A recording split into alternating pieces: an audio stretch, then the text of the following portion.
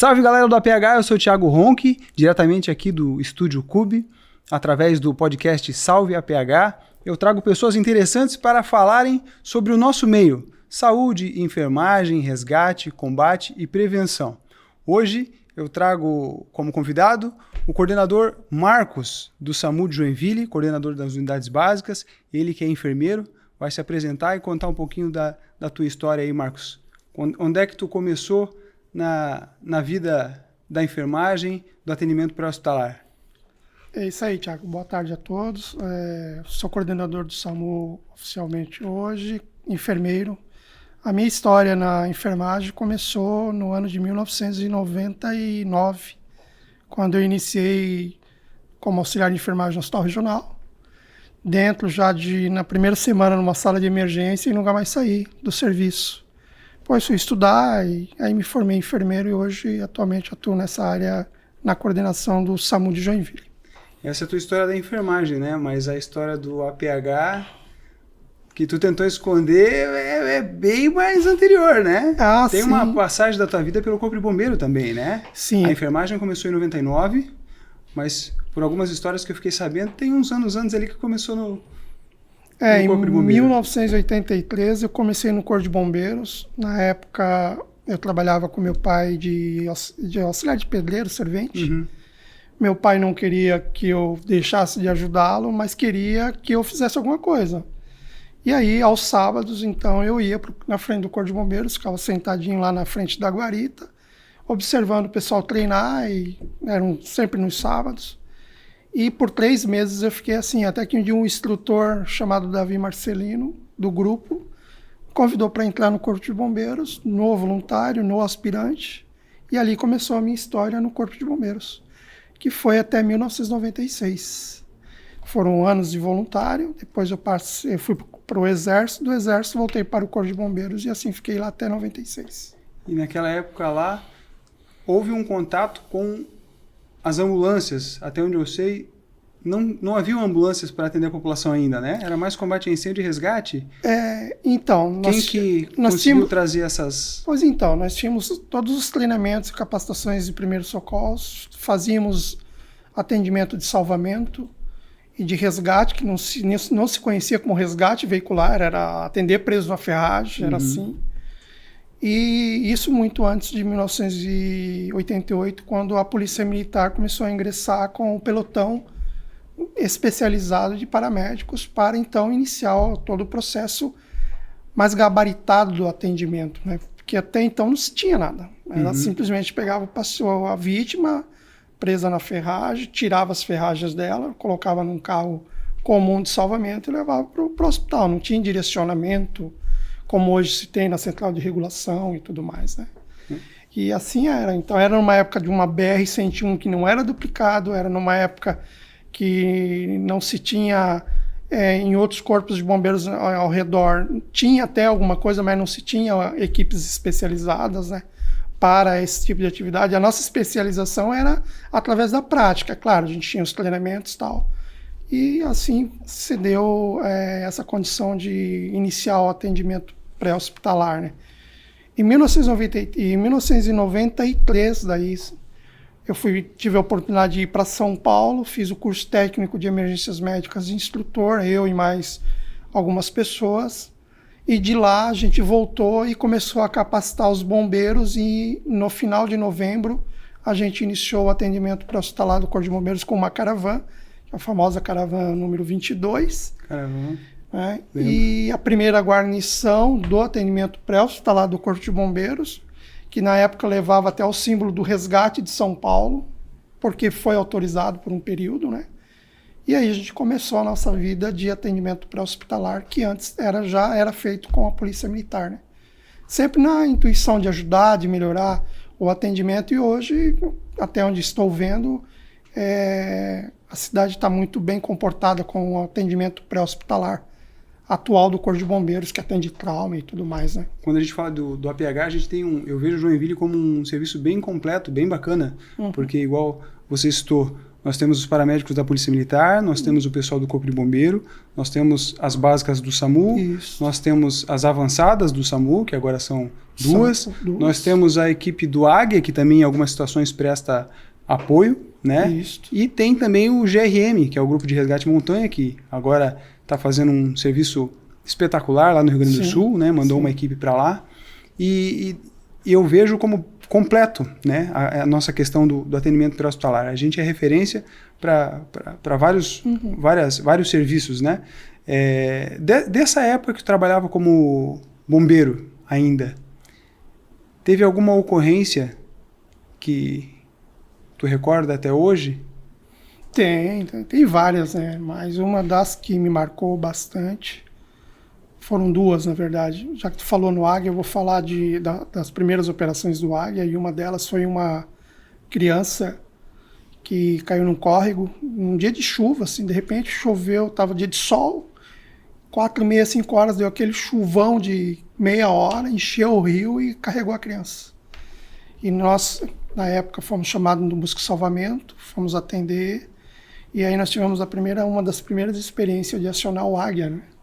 Para essa atividade. Foi muito bacana, foi muito legal, porque para nós também era...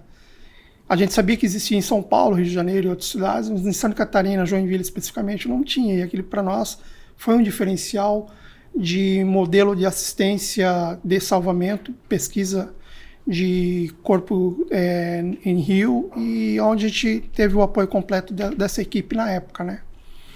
E uma outra situação foi uma criança também, quando se fala criança a gente é um pouco mais traumatizante, mais, né? No final de semana de Páscoa, ela com a família sofreu um acidente grave, todos morreram, inclusive a criança estava presa e com um chocolatezinho na mão, derretido pelo calor e morta e presa, né?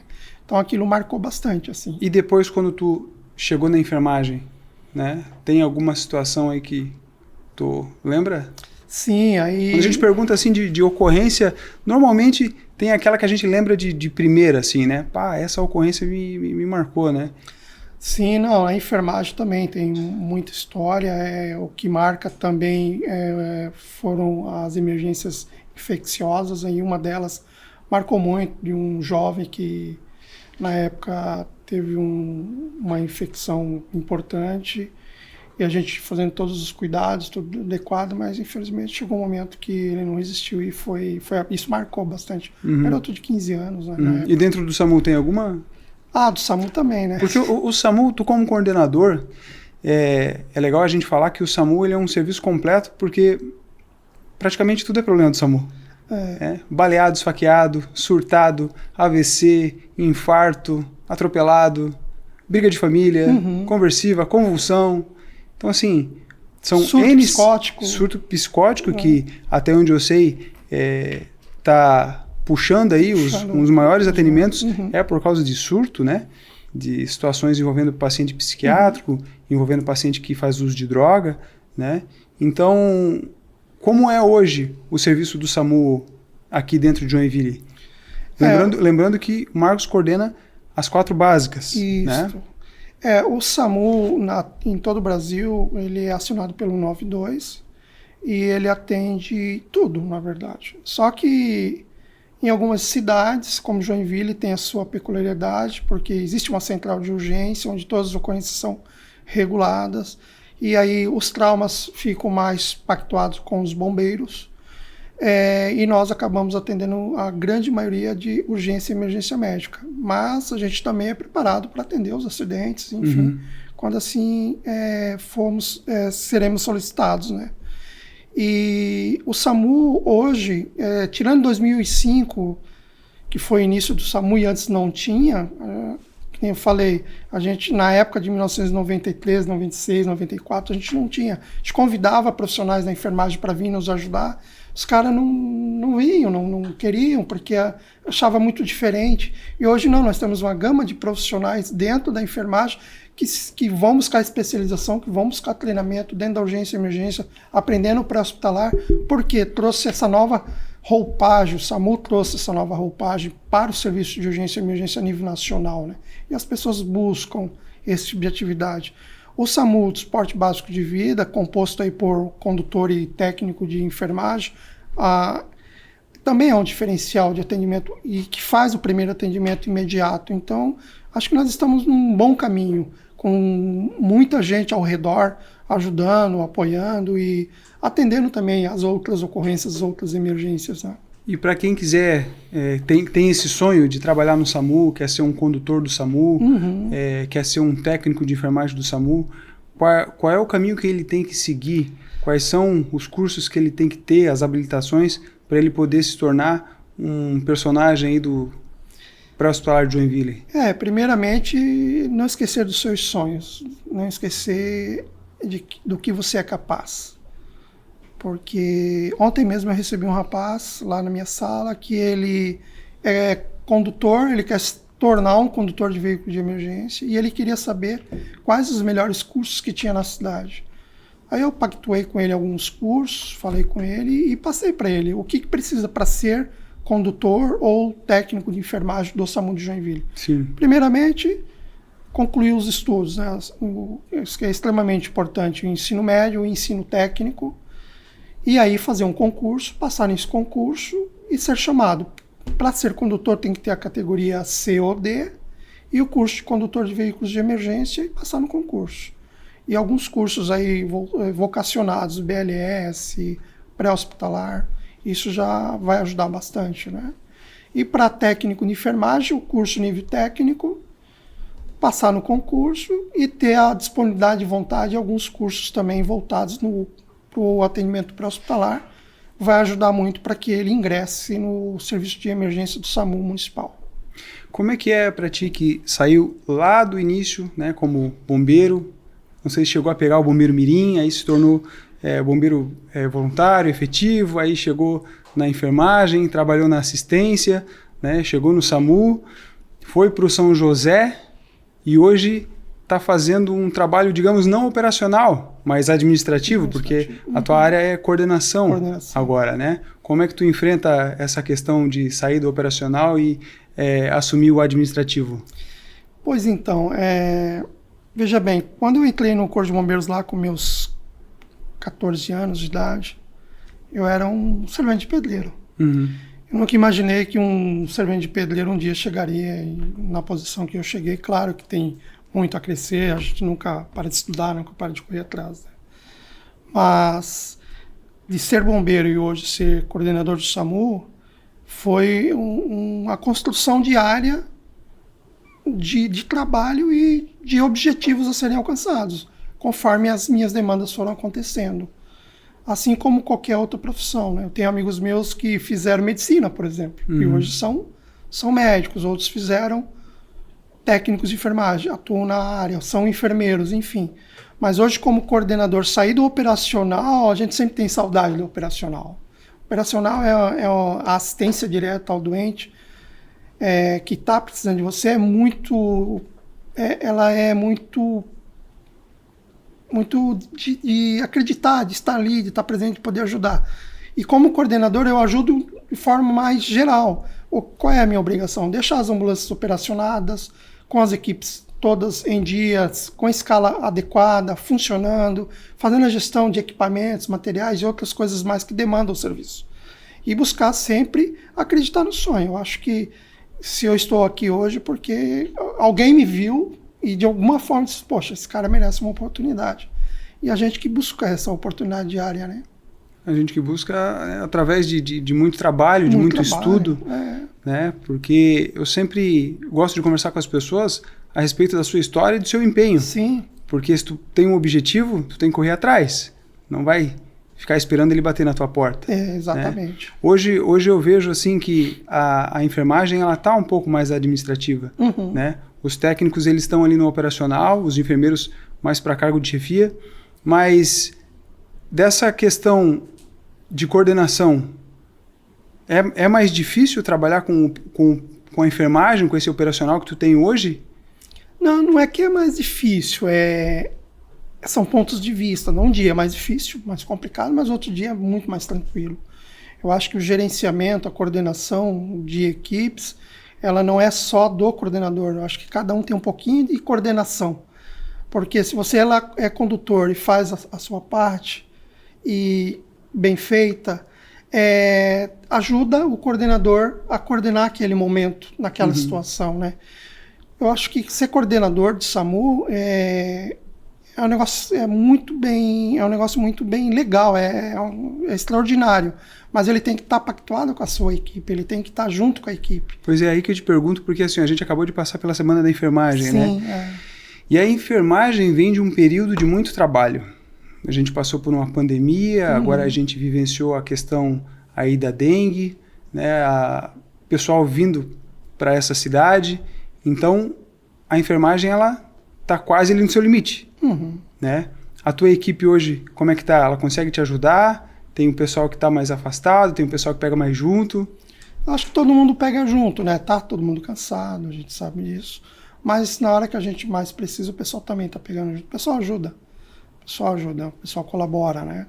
E assim em todo lugar. Eu acredito que não é só Joinville que está na situação de esgotamento profissional, digamos assim, né? Mas eu acho que no Brasil, depois da pandemia, muita coisa mudou. Mas o pessoal pega junto, o pessoal é valente. A gente sabe que o pessoal tem garra, tem vontade e estamos aí. Qual é o maior desafio do SAMU hoje? As ocorrências, o seu operacional? O maior desafio é atender bem o cliente e com humanização, colocando sempre a tecnologia a favor e na hora do atendimento propriamente dito, estar presente, estar de coração. Eu acho que esse é o maior desafio de qualquer pessoa, de qualquer equipe, de qualquer ser humano, né? Porque quem está lá doente, quem está lá precisando do serviço, ele não sabe dos teus problemas. Ele quer resolver o dele. Então, se você tem algum problema, você tem que deixar não é que deixar o problema lá fora e vir trabalhar, não. O problema é estar contigo, tem que ser profissional, tem que encarar e se não está para ti, poxa, não está para mim. Tem uma frase no APH que diz o seguinte, né? Nós escolhemos ser profissionais da saúde, nós escolhemos atender o doente traumatizado, nós escolhemos atender o doente clínico, nós escolhemos estar ali. Se nós escolhemos estar ali, se nós estudamos para isso, se nós estamos, não é nenhuma pandemia, não é nenhuma epidemia ou um surto que vai tirar nós desse objetivo principal, que é atender aquele paciente. Porque ele não escolheu você como profissional. Mas você escolheu ser profissional. Você escolheu ser profissional para atendê-lo, né? E qualquer um de nós hoje, ou a pessoa que atende, também pode ser a pessoa que vai ser atendido. Hoje eu transporto, de repente a minha equipe transporta o doente na maca até o hospital. Daqui a pouco é ele que está sendo transportado lá no futuro por outros profissionais que estão também na mesma trajetória deles hoje, que alguns já quase se aposentando, outros ainda no mercado, mas é natural. Eu acho que estar de coração, estar presente naquilo que tu gosta de fazer, faz todo o diferencial. Eu sempre trabalhei na enfermagem, dinheiro é bom, mas não é o tudo. Eu acho que é você trabalhar com aquilo que você ama, e a hora que você ama aquilo que você trabalha, esse trabalho se transforma um trabalho... Um hobby. Um adequado, tá bom para mim. E falando em trabalho, qual que é a dinâmica do atendimento do SAMU hoje, de ponta a ponta? Nós temos a central unificada, onde entra as ligações via 192, 190, 193. Não é muito bem compreendido ainda pela população quem faz o quê, mas nós temos uma central que orienta, né? Como é que entra essas ligações e qual é a dinâmica desse atendimento? Como se segue após o primeiro contato via 192? 192, toda pessoa que liga no 192 é que ela tem uma necessidade, ou às vezes uma necessidade do atendimento propriamente dito, ou às vezes a necessidade da própria orientação do médico regulador de alguma situação, enfim, que vai depois ser definida. A partir do momento que a ligação é aceita na central de urgência, através do TARM, que vai passar para o médico essa solicitação, o médico vai entender o que está acontecendo. Se ele achar necessário enviar uma equipe lá, ele vai enviar, seja uma USA, seja um Águia, seja o próprio Corpo de Bombeiros, né? Ou até mesmo o SAMU, Unidade de Suporte Básico, ele vai encaminhar essas equipes até o local. As equipes, então, recebem as chamadas nas suas estações de trabalho e se deslocam até o local. E aí a equipe chega no local, verifica a situação de segurança cena, o ambiente, vê a necessidade do paciente, faz o primeiro suporte básico de vida, atendimento para manter ela viva, se for um paciente crítico, solicita o apoio ou liga para a central de urgência e vai solicitar o apoio necessário para melhor atender aquele paciente e encaminhá-lo para uma unidade de atendimento hospitalar, terciário ou secundário, UPA, enfim. Mas o fluxo de atendimento é esse. Existe a central de emergência e urgência, que tem lá SAMU, Corpo de Bombeiros e Polícia Militar, né, que vai atender às necessidades do cidadão hoje joinvilense. Né? Quando chegaram esses serviços pré-hospitalares, paramédico, Corpo de Bombeiro, SAMU, o pessoal reclamava muito que chegava 2, 3 ambulâncias para atender o mesmo paciente. Isso. Porque a central não era integrada. Várias pessoas ligavam e os seus serviços enviavam as suas viaturas. A partir do momento que houve essa central integrada, houve gerenciamento, né, uma logística ali das suas viaturas. Mas ainda pode acontecer de ter 2 ou 3 ambulâncias atendendo a determinada situação. Né? E não é porque cada um ligou para um serviço. É porque houve necessidade. Mas lá na minha rua chegou a ambulância do bombeiro, aí chegou uma ambulância do SAMU, depois chegou uma terceira do SAMU. Isso ainda acontece, mas tem uma razão. Sim, o que ocorre? No passado, o Corpo de Bombeiros tinha só a sua central de bombeiros com seus telefones, o SAMU não existia, existia a Polícia Militar. Então, quando dava um acidente, exemplo, o nome forte era mais paramédico, eles ligavam para 190 e o 190 enviava os paramédicos. E aqueles que percebiam que havia necessidade do Corpo de Bombeiros também ligavam para o Corpo de Bombeiros e todos, né, hoje em dia, tecnologias, quando nós não tínhamos internet, não tinha nada disso. Eu não sabia quem estava indo. E a gente ia, então chegava lá, estava a Polícia Militar, Corpo de Bombeiros. Quem chegava primeiro atendia, precisa de ajuda aí, colega? Não precisa, então vou embora. Aí, embora. Né? Hoje não, hoje tem uma central. E aí, a hora que a pessoa liga, o próprio médico regulador também regula as ocorrências do Corpo de Bombeiros, da Polícia Militar, no sentido de emergência médica. Ele vai mandar o recurso mais adequado para aquele local. Pode acontecer de uma outra mesma ambulância ir para aquele local? Pode, mas é muito difícil. Hoje está bem mais... Aí é que tá, né? Porque a população, ela quer ambulância. Né? Ela liga e diz que demora e quer uma ambulância, mas qual ambulância que ela quer? Porque nós não temos uma única modalidade de ambulância. Nós temos o R do Corpo de Bombeiro, nós temos a USE, que é uma intermediária com o enfermeiro, volta e meia temos a USA do Corpo de Bombeiro, e 4 básicas, as nossas USAs, os paramédicos.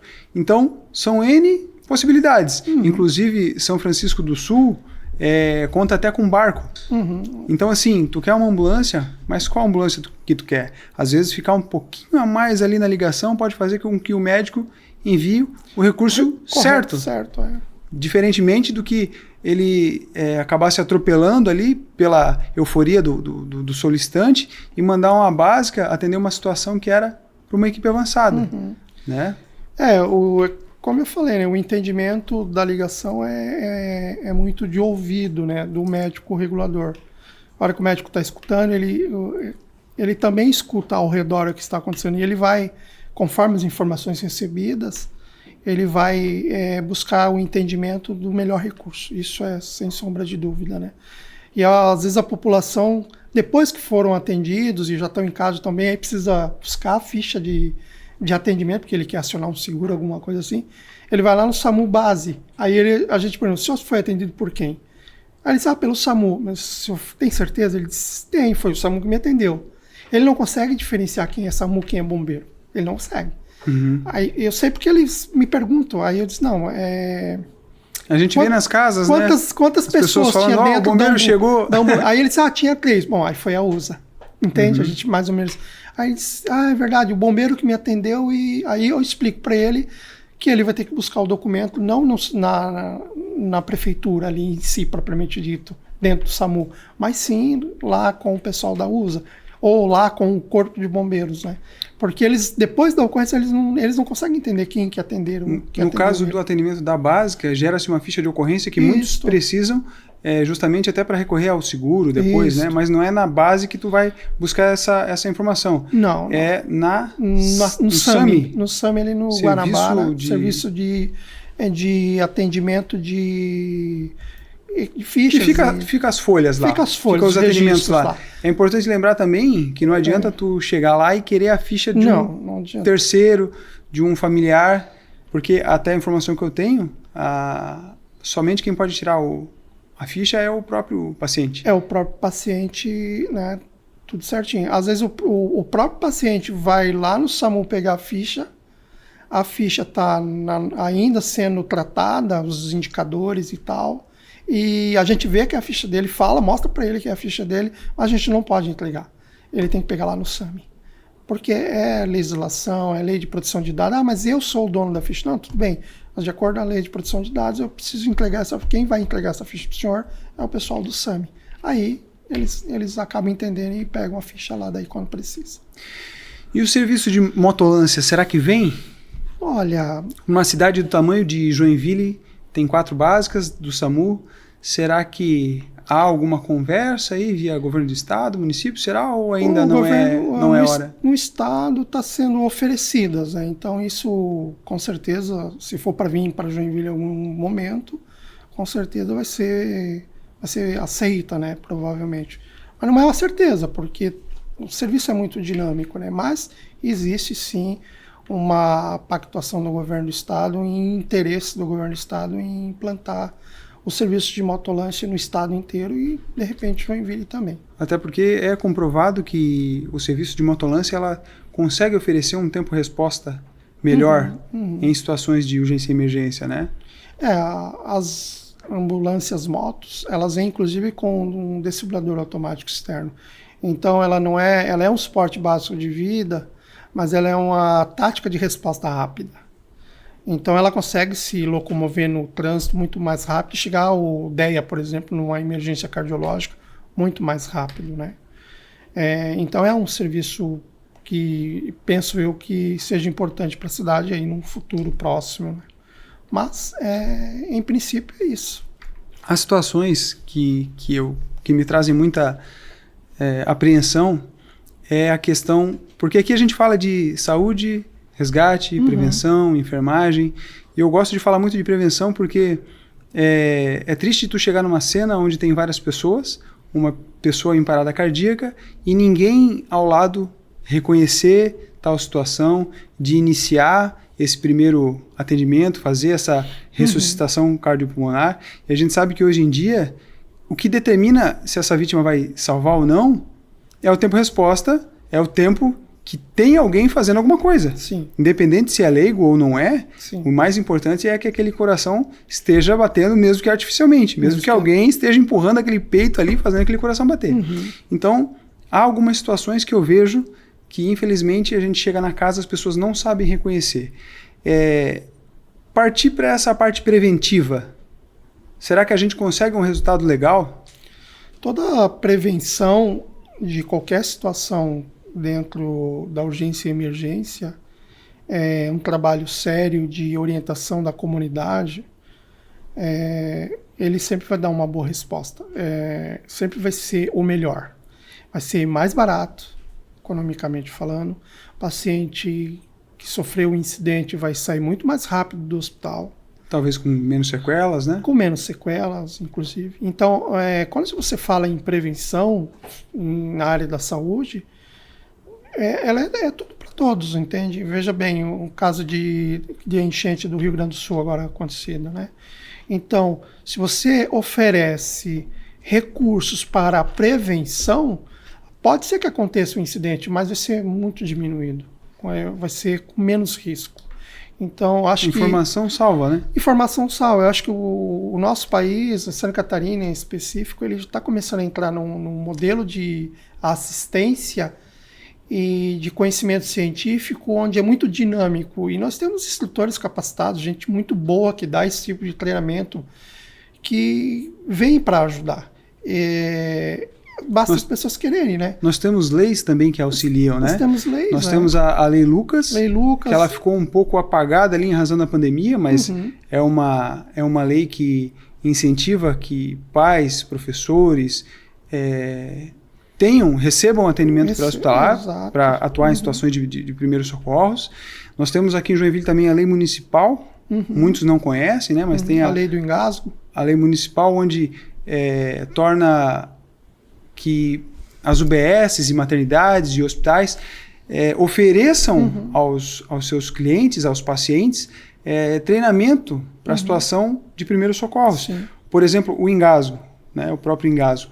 Deve ser angustiante para o médico da central regular esse tipo de ocorrência com alguém que nunca teve contato com a manobra de desengasgo, com primeiros socorros. E a gente sabe que isso pode fazer toda a diferença numa situação de risco. Exatamente. Joinville e Jaraguá, eu moro em Jaraguá também, nós temos grandes bombeiros, grandes socorristas. Às vezes você chega na ocorrência, eu cheguei muitas vezes na ocorrência, já tinha 2, 3 socorristas de empresa. É aquele cara que trabalha na empresa e resolveu ser bombeiro da empresa, ele dá o primeiro atendimento. Brigadista. O brigadista, o técnico de emergência médica que está em formação. Então, tu chega na ocorrência, às vezes é um doente grave, o cara já está trabalhando lá. Aí tu chega, se apresenta e ele diz, já fiz isso, isso aí garantiu a vida do paciente. Antigamente, há 20 anos atrás, você não tinha isso. Alguém estava se afogando, os caras meio que não iam pro embate. Hoje não, você vê muita gente preparando, andando na rua sem uniforme e nada, mas tem uma luvinha dentro do bolso. A hora que dá um pipoco, um estouro lá, ele é o primeiro a chegar e é o cara que vai salvar a vida daquela pessoa naquele momento. Se for uma obstrução grave, alguma coisa, ele souber o que fazer, ele vai garantir a vida desse paciente. E não existe um horário de serviço, né? Porque quem é da enfermagem, quem é bombeiro, quem é brigadista, que recebe esses conhecimentos, ele é 24 horas. Então, onde ele for, ele pode atuar. Exatamente. Né? Tem vários casos da manobra de Heimlich que aconteceram em restaurantes, como, por exemplo, adulto, a principal causa é a carne, mas no caso da criança, é leite. É leite. Né? E é interessante leite, a gente partir para essa parte preventiva, orientar o máximo de pessoas possível para salvar o maior número de pessoas através desses leigos. Porque criou-se aquela cultura do não mexa na vítima, não mexa na vítima. Mas assim, será que não é que a gente precisa partir um pouco mais para essa questão da prevenção, cobrar das instituições ali a lei, né? Fazer uma fiscalização nas escolas, para ver se está todo mundo de acordo com as leis que já existem, né? Para que a gente consiga, em conjunto com a população, ainda que leiga, mas com um treinamento básico, ajudar aquele doente, vítima de um trauma, de um atendimento clínico, e dar para ele uma chance de sobrevida, né? De não ter um desfecho ruim. O serviço pré-hospitalar ele se completa com esse tipo de trabalho, com essa prevenção. E ele se completa muito mais ainda daquele que resolveu ser voluntário, resolveu buscar esse aprendizado. A melhor resposta para um tio que se engasgou, para um filho que se engasgou, por alguém que não é nem próximo a ele, mas que naquele momento estava passando por uma situação de vida e morte, e aquele cara chegou aí e socorreu, porque ele já tem o começo, ele tem um aprendizado básico. Eu acho que vale a pena, assim, investir nisso, na prevenção e no cuidado e nas leis, né? E sempre buscar com que o pessoal fique esperto e saiba o que fazer no momento difícil, né? Eu tenho um exemplo de uma bombeira, por exemplo, em Jaraguá. Uma criança caiu de 4 metros de altura, de 4 a 6 metros de altura, o quarto andar de um prédiozinho.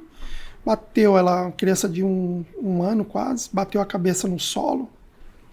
E uns dias antes eu tinha dado um treinamento sobre trauma crânioencefálico para eles.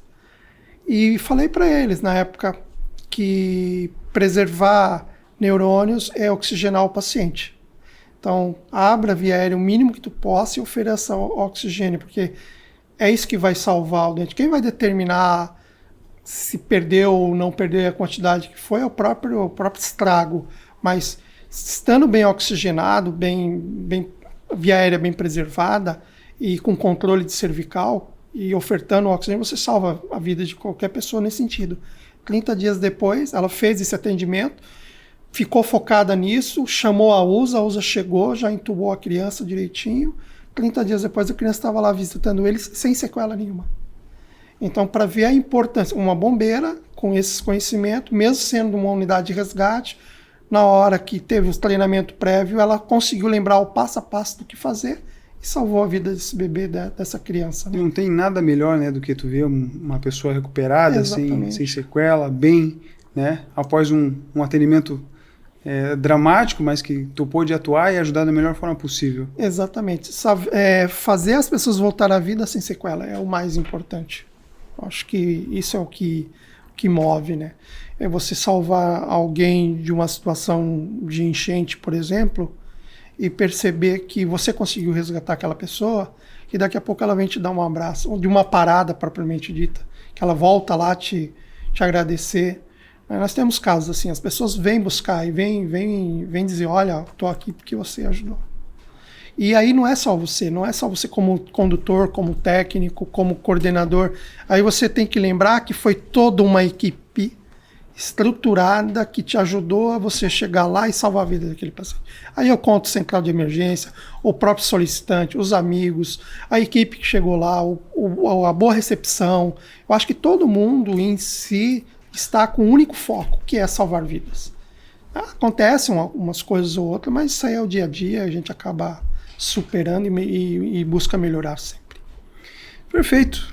Eu queria abrir para o pessoal aqui em relação ao SAMU, ao atendimento clínico aí. Alguém tem alguma dúvida? Quer fazer alguma colocação? Todos bem? Os meninos que não são da área. Tá tranquilo, Rafa? Fechou então, Marcos. Queria perguntar para ti se tu quer deixar alguma mensagem aí para finalizar. Quero. Tu já explicou bem pro pessoal né, qual é o caminho que se toma aí para chegar no SAMU. Mas a gente acabou revelando meio que sem querer que o Marcos é um crocodilo aí, um dinossauro do APH. Já são 83, 41, mais de 40 anos. Não quero entregar a tua idade, mas é mais de 40 anos no pré-hospitalar. Já pode chamar de dinossauro do pré-hospitalar aí. Então, olhando toda essa tua história aí, e para quem está chegando agora, se quiser deixar uma mensagem aí. Primeiro, que nunca perca a oportunidade. Eu vou lembrar aqui do nosso recém-falecido Davi Marcelino. Que inclusive eu atendi ele. Que foi o cara que me viu lá sentado. 3 meses, e aí eu abriu a oportunidade, ele foi lá e disse assim, tu quer entrar no Corpo de Bombeiros? Quero. E me puxou para dentro. Mas o que me levou lá naquele dia foi a oportunidade e o objetivo de melhorar de vida, mas acima de tudo de salvar outras vidas. E eu já fui menino de rua. Eu já morei na rua anos. Eu morei na rua aí por 7, 8 anos. E eu sofri muito naquele período. E de lá colhi o melhor. Um tropeço te leva para frente. Eu acho que nunca deixar a oportunidade de passar, ter coragem, garra, vontade, estudar e partir para cima, eu acho que é extremamente importante. E ser humilde, eu acho que não adianta você, depois que está lá em cima, ser arrogante, ficar pisando nos outros, isso não leva você para lugar nenhum. Acho que a humildade, a vontade de querer fazer a diferença no mundo parte de você. É um time. É um time. Perfeito, então. Então agora a gente encerra o nosso segundo episódio com o coordenador Marcos, com essa mensagem bacana aí para quem quer chegar na área da enfermagem. Marcos, muito obrigado. Opa, valeu por disponibilizar o teu tempo para vir conversar sobre o nosso atendimento pré-hospitalar. Perfeito. Obrigado mesmo. Estamos aí à disposição. Um abraço. Fica com Deus, pessoal.